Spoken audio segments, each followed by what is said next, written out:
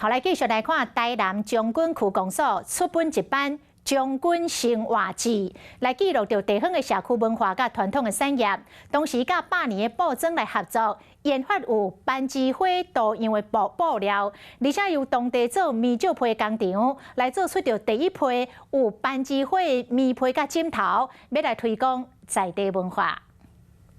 将军区的班枝花伫咧开会季节，拢成真侪游客来遮参观，为了提升班枝花相关的产业价值，打造将军区的特色文创。区公所透过文化局经费补助，出版一本《将军生活志》。那其实我们这一次做的总共有2个花色，应该说2个颜色，像黑色有点象征台湾的黑水沟，就当初很多先民们跨过这个海洋，然后来到台湾这边开垦。过去将军区要是米的产地，嘛带动相关的纺织产业。有这一个新的发想的话，之后我们在设计商品的质感上，或者是设计的图形上，我们又有更新的创意跟发想。即要用班枝花做将军区的印花设计，区公所嘛欢迎地方别的产业来申请使用，和这个特别的标志，将做将军区的一大特点。